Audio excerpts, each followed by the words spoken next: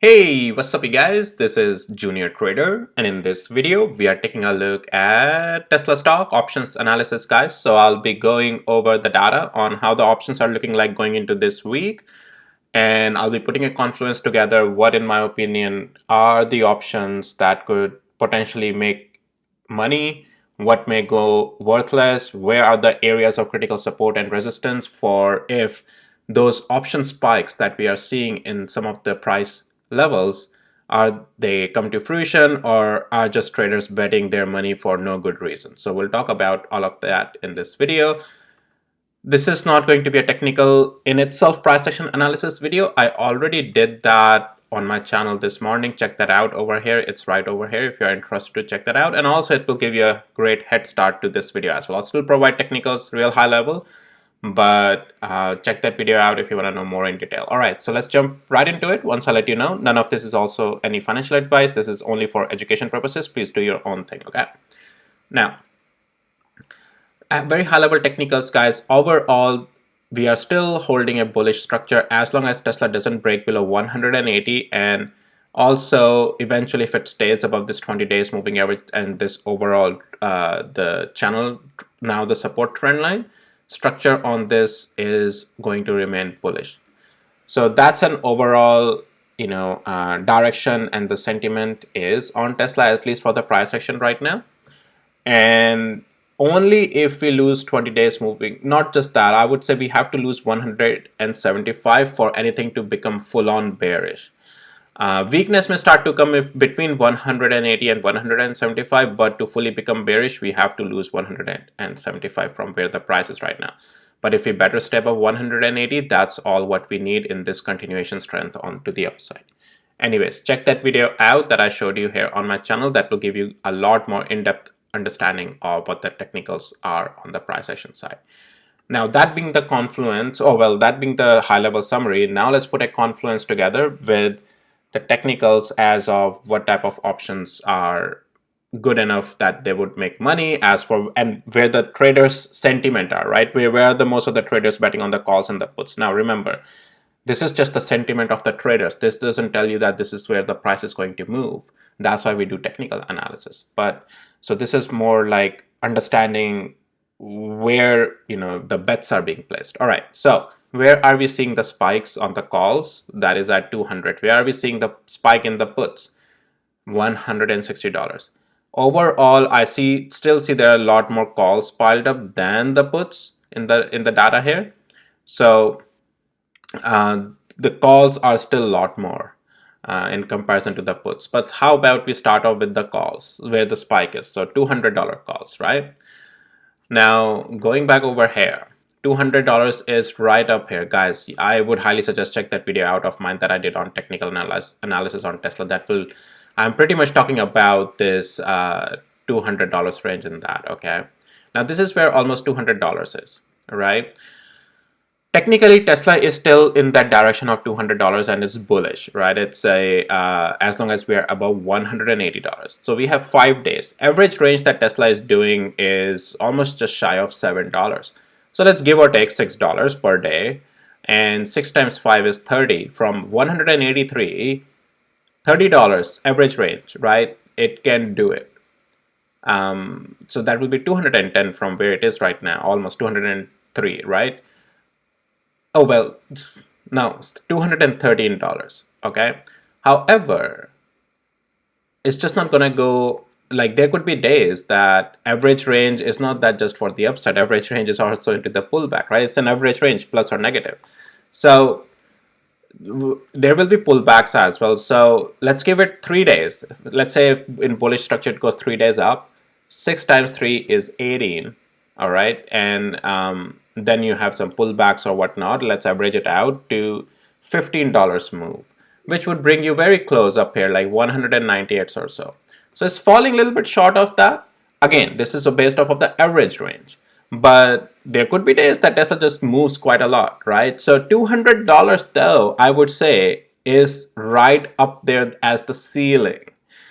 And guys, also you are seeing these blue box here. They came out from a technical video that I did on that, and I do expect 200 days moving average going to be close to around $200 level. And also, if I take you to the weekly interval real quick, this is where we do have some, at least for the near term, once we get there, we would run into some supply zone. I'm seeing a lot of these areas of price reaction sitting over here. And that's why going above $200 right away in this week, these are calls for the this week expiration calls on the puts. So that's a little bit problematic maybe. So not saying that Tesla can't go in the direction of $200, but playing the calls $200.